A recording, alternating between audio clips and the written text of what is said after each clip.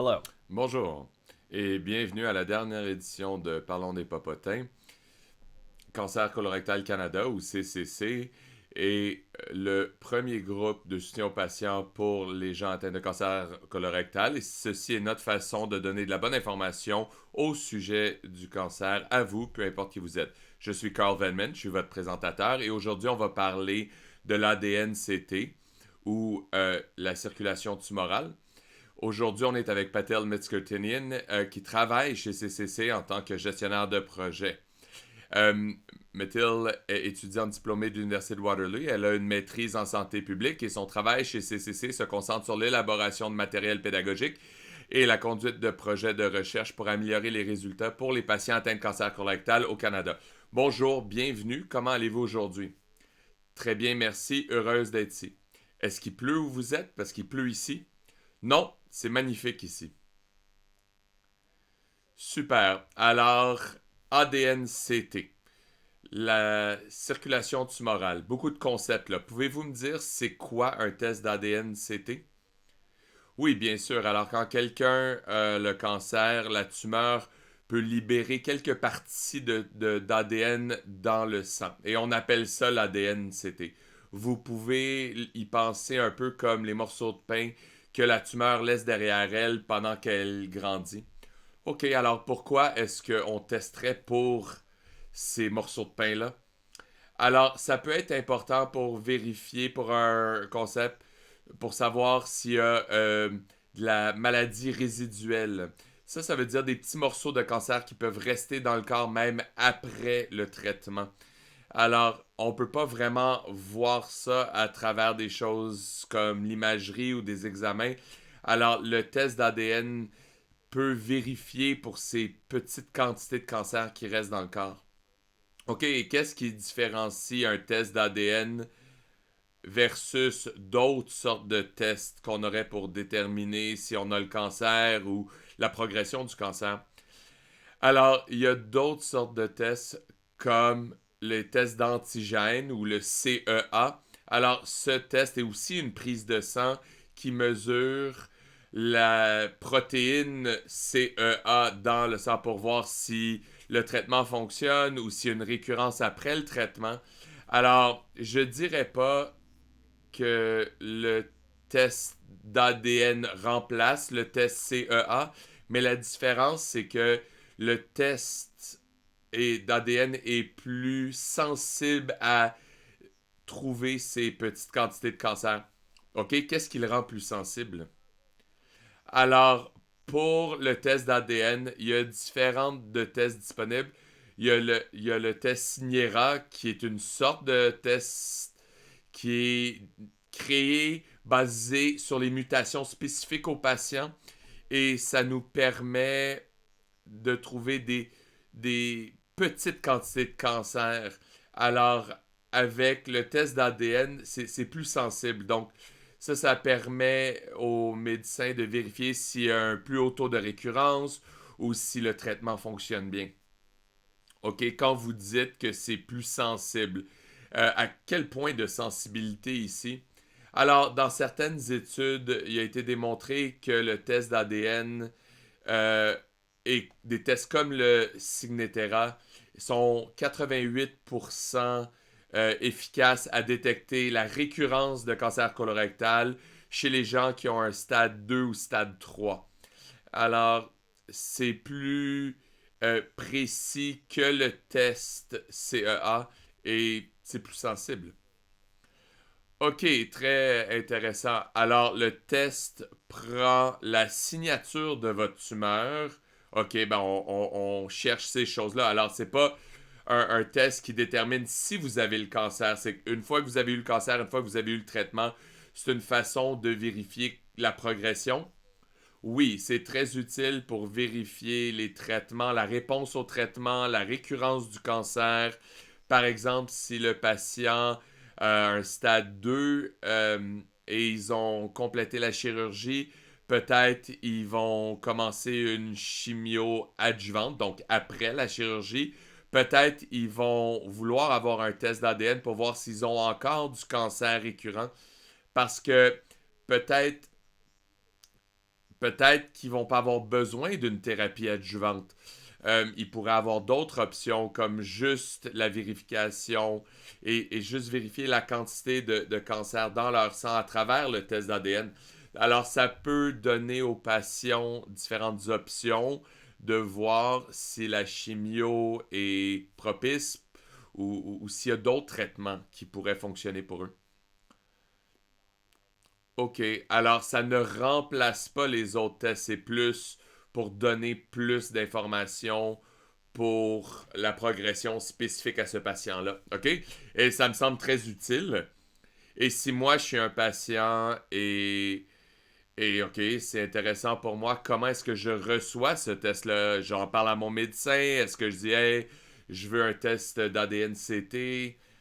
Oui, je pense que c'est très important pour les patients de défendre leurs propres droits et d'ouvrir la conversation avec leur équipe de traitement, avec l'oncologue, qu'ils sont intéressés à en apprendre plus sur l'ADN-CT et s'ils sont éligibles pour le test. Et aussi, c'est important pour les patients de considérer le coût du test d'ADN-CT parce que spécifiquement, surtout le test Signatera n'est pas couvert à travers les assurances médicales provinciales. Peut-être que ce l'est partiellement à travers l'assurance privée, mais il y a un coût substantiel associé à ces tests-là. Est-ce que c'est pas couvert parce que c'est nouveau? Alors, je crois que oui. Alors, c'est un plus nouveau test. Je pense que ça fait juste 1 an ou 2 que c'est disponible au Canada. OK, en fait, on a eu une question ici. Et si on revient sur la sensibilité. Un patient a demandé si le test revient positif, mais tous les autres tests, comme le CEA, sont négatifs. Donc, c'est un test plus précis. Qu'est-ce qu'on fait avec les différents résultats d'un test plus précis? Oui, alors, si votre test d'ADN revient positif et les autres tests sont négatifs, comme le test CEA, alors c'est très important de considérer que ce test va être plus précis dans la détection de petites quantités de cancer où vous êtes à plus haut risque de récurrence. Alors, à ce point-ci, le médecin va peut-être vouloir continuer à vérifier les taux d'ADN pour évaluer à quel point la tumeur répond au traitement. Alors, on dit continuer de vérifier. Qu'est-ce que ça veut dire? Est-ce que c'est un test qu'on fait à tous les mois ou est-ce que c'est quelque chose qu'on doit répéter? Alors, c'est quoi le cours du test? Comment est-ce qu'on opère? Alors, avec le test, il faut en fait commencer. Alors, alors, on a un test de sang et de tissu. C'est comme ça au début. On a test et tissu. Et ensuite, le test de suivi, c'est juste une prise de sang. Alors, le test pour le suivi, c'est fait à tous les 3 mois.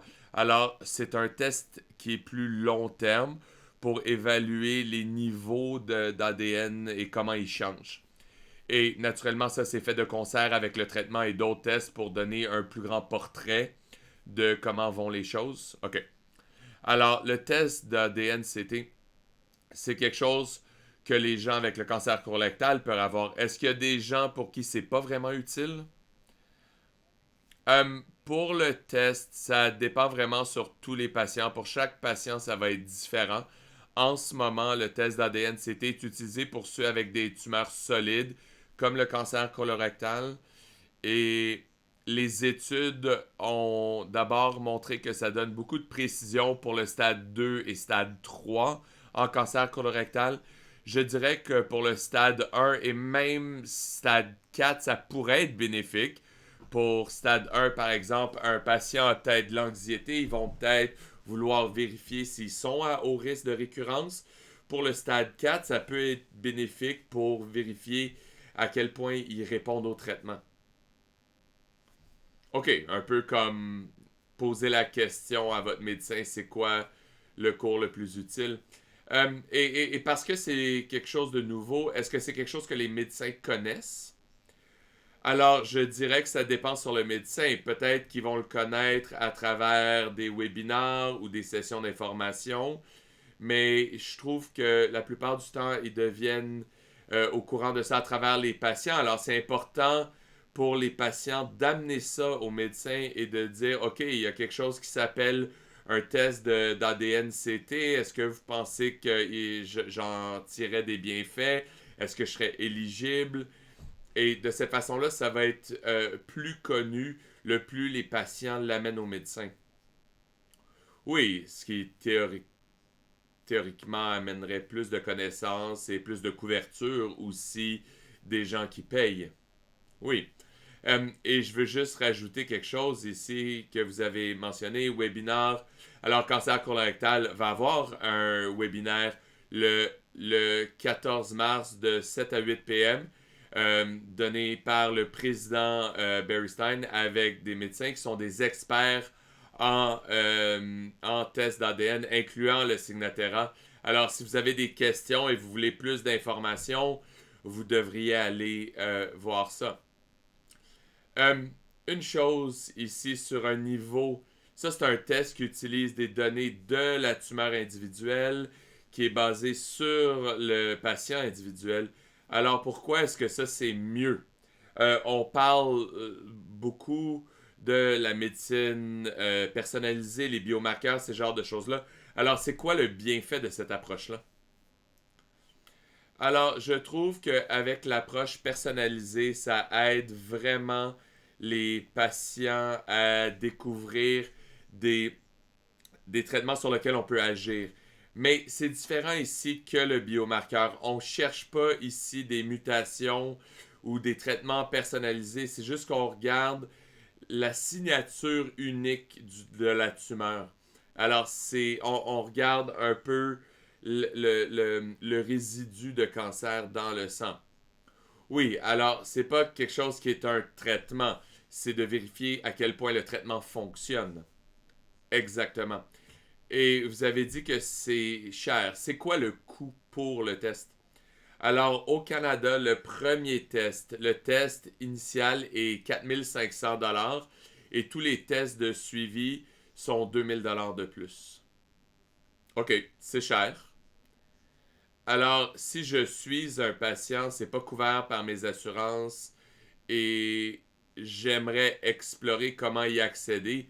Alors, une des choses qu'on fait ici à CCC, c'est qu'on aide les patients à se connecter à des essais cliniques qu'ils pourraient utiliser à travers les traitements. Alors, un accès plus tôt à des médicaments qui viennent plus tard. Est-ce qu'il y a des essais cliniques qui sont actifs en ce moment pour l'ADN-CT et pour Signatera? Alors, en ce moment, pendant qu'on enregistre ça, il y a quelques essais cliniques qui se concentrent sur l'ADN-CT et certains plus en tant que résultat secondaire. Alors, il y a un essai qui se concentre sur les patients en cancer colorectal qui ont eu une chirurgie, alors stade 2 ou stade 3. Et en gros, ils sont suivis pendant 3 à 5 ans pour vérifier la récurrence. Alors, il y a des essais cliniques qui explorent l'utilisation de l'ADN-CT pour la récurrence du cancer. Mais définitivement, je dirais que si le patient est intéressé à se joindre à un essai clinique, il doit poser la question au médecin ou peuvent nous écrire s'ils sont intéressés à avoir plus d'informations sur les essais cliniques disponibles. Oui, à notre site web cancercolorectal.com ou info@cancercolorectal.com ou support@cancercolorectal.com ou nos médias sociaux. Alors, la durée des essais cliniques m'a fait penser à une question sur l'ADN-CT. Alors, vous avez mentionné que pendant le traitement, les gens devraient recevoir le test à tous les 3 mois pour mesurer les niveaux. Alors, après la fin du traitement, quand ils veulent continuer à vérifier le taux d'ADN, alors c'est quoi la durée recommandée pour continuer à se faire tester? Alors, la durée des tests va dépendre sur le patient.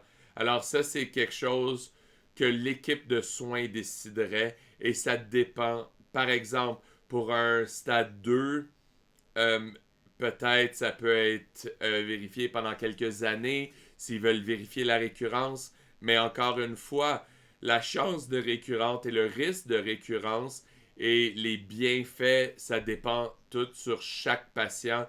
Et c'est très important pour les patients de consulter l'équipe de soins et découvrir c'est quoi qui est bon pour eux. Vous avez mentionné la différence entre le test d'antigène et le test d'ADN. Et quelque chose qui n'est pas clair pour moi, c'est l'utilisation de chaque test dans la mesure de changement de cancer ou le taux de récurrence. Pourquoi est-ce que le test d'ADN mieux capable ou est-ce qu'il est mieux capable de prédire ou de suivre la récurrence? Alors, pour le suivi d'ADN, je pense que c'est plus précis dans la détection de récurrence à cause du fait que ça regarde les changements dans le cancer, dans votre corps sur un certain temps. Avec le test d'antigène, c'est plus une photographie du moment. Alors, on fait le test à toutes les années et ça vérifie si vous avez la protéine CEA dans le sang. Versus l'ADN, on fait un test de suivi et ça, c'est utilisé pour vérifier les changements dans le taux d'ADN sur le temps. Alors, on vérifie les changements et si les taux augmentent, ça veut dire que vous avez plus de cancer dans le corps. Et si les niveaux descendent, ça veut dire que vous avez moins de cancer dans le sang. Alors, vous avez un plus bas risque de récurrence de cancer ou votre corps réagit positivement au traitement. Alors, ce que je comprends, c'est que ils opèrent de façon différente au niveau du temps. OK. Alors, ça, c'est les questions que moi j'ai, et ça, c'est les questions qui nous ont été envoyées par les patients. Est-ce qu'il y a des choses que vous pensez que les gens devraient savoir au sujet du test, au sujet de la technologie, et qu'on n'a pas eu le temps de parler ici? Alors, je pense que c'est très important de noter que le test d'ADN-CT, c'est pas là pour remplacer le test traditionnel. Alors, les scans, les tests d'antigène, c'est plus un supplément à ces tests-là. C'est un test qui peut détecter la récurrence plus tôt. C'est un test qui a un taux de précision plus haut. Alors, c'est un test euh, qui peut être bénéfique pour les patients, mais il faut évaluer le coût aussi. Alors, ça a des bienfaits, mais le coût peut être une barrière, j'imagine, pour les patients. Alors, définitivement, je dirais que ça dépend vraiment sur le patient et ça pourrait être bénéfique pour certains patients, mais peut-être pas bénéfique pour tous les patients. Oui, et le plus les politiques changent, ça pourrait devenir plus accessible pour différentes personnes aussi. Super. Alors, merci beaucoup, Patil. Très compliqué. Alors, merci pour l'expertise et ton opinion. Et pour les gens qui écoutent, si vous voulez en apprendre plus, encore une fois, vous pouvez vérifier, aller à notre webinaire le 14 mars, qui est un jeudi, de 7 à 8 heures PM, avec le président Barry Stein et Dr. Medelou et Michael Raphael. Il va avoir un lien à ça en bas ici et probablement au-dessus de moi. Patil, encore une fois, merci beaucoup. Où est-ce que les gens peuvent communiquer avec vous s'ils ont des questions? Si vous avez des questions pour moi, vous pouvez m'envoyer un courriel à tom@cancercolorectal.com. Alors, PATILM cancercolorectal.com. Alors, ici Carl Venman pour Cancer Colorectal Canada. Si vous avez des questions autres que sur ce sujet, écrivez-nous info ou support cancercolorectal.com ou dans nos médias sociaux. Alors, merci beaucoup d'avoir été là et bonne journée à tout le monde. Bonne journée, Patil. Merci.